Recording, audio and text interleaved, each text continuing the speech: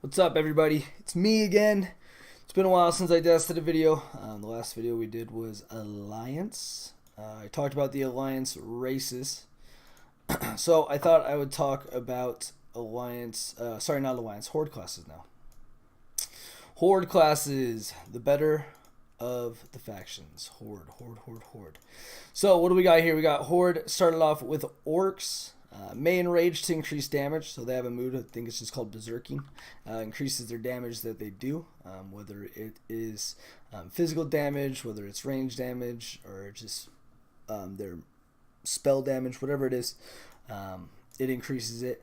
They're resistant to stun effects, so there's a % chance that they can actually resist being stunned. Small percentage, nothing crazy. Damage done by pets is increased. So for instance, if you're a hunter, you're an orc hunter, your pets will do more damage than, say, an undead hunter. Same with if you are an orc warlock. Warlocks have pets, and so do death knights, and so do mages as well. So keep that in mind when you're picking your classes, which one you want to do. If you have one that specifically uses pets, you might want to do an orc. Next up, we have undead. Undead can remove fear, sleep, and charm. It's called Will the Forsaken. So if you get CC'd, which is crowd control, if you get CC'd by something, you can just pop Will the Forsaken, and you'll actually be able to get out of them. It has a 2-minute cooldown though, and it coexists with the actual PvP trinket, which I'll talk about later on. May consume corpse to regain health and mana. So they have a move basically where you eat the dead, and you actually get their health and mana. You can get this back off a mob. I honestly, on my undead character, I never use it. Can be handy depending on the situation and while you're leveling out and about. Can drain health from enemies. This move's called Shadow Touched. It has a random proc chance to actually, when you're doing damage, so like say you're casting a spell, you're just meleeing them to actually do what is called Shadow Touched. It's a percentage of damage that's done, so just keep that in mind as well. Resistant to shadow damage. Shitty.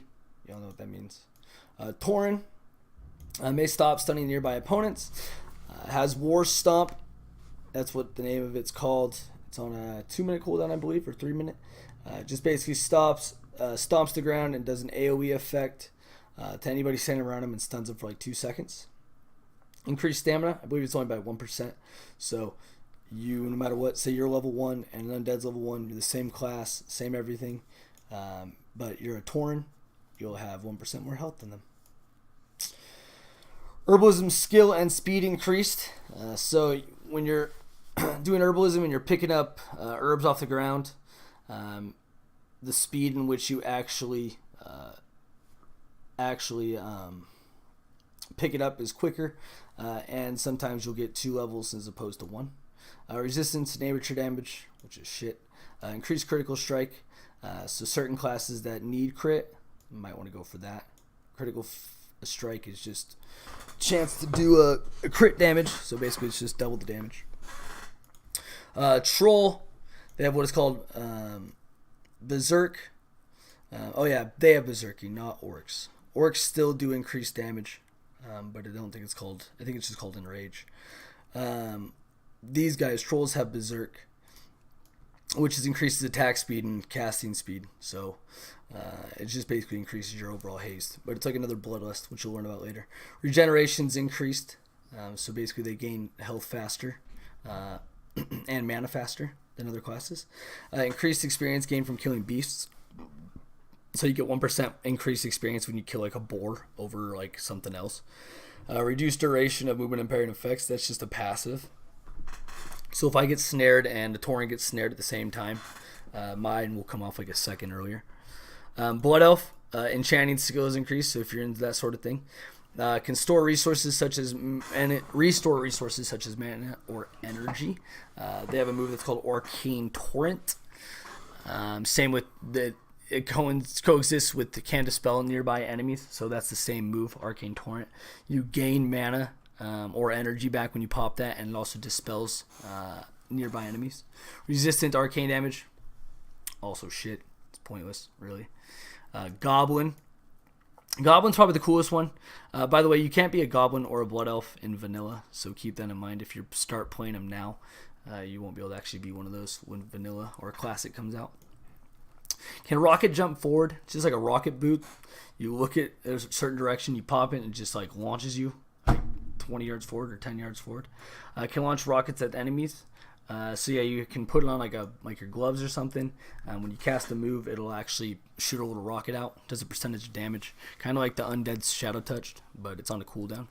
Can receive vendor discounts. So goblins are known for like being greedy and like super weird. So they actually get vendor discounts. Can periodically summon a personal bank. So yeah, wherever you are in the world, you can just actually pop out a bank. It's kind of neat. I don't really use my bank as much. Haste increase, so you attack faster. 1% increase. Alchemy skill and potion healing increased. So if you have potions, like a healing potion that's supposed to heal you for 25,000 health, it would probably heal you for like 30,000 health. And the alchemy skill is increased, so if instead of like making a potion, instead of going up by 1 level, you sometimes go up by 2 levels. Next up, you have Pandaren. So I didn't talk about Pandaren. It's just Panda. Pandas are brand new. They came out in Mist of Pandaria, my favorite expansion. They can either do a Horde or Alliance. Once you hit a certain level, you actually pick which one you want to be, whether you want to be Horde or Alliance. You can put enemies to sleep with the touch of their hand. So yeah, you can basically just like, I don't even know what it's called, but it's like a pressure point. It's basically you just hit like an enemy and it will actually put him to sleep for a second. Inner peace means twice as much rest experience. So when you log out at like an inn or like a major city, you get what is called rest experience, which increases experience you gain by 200% as opposed to 100%. You actually get twice as much when you do that. So that's pretty cool. Increased benefits from eating food. Certain foods you eat can actually give you a certain buff. This gives you, say, instead of getting it for 1 hour, you get it for 2 hours and better skill. Cooking skill increased, obviously, because it's a panda. Bouncy and take less fall damage, which is kind of silly, but it's pretty cool.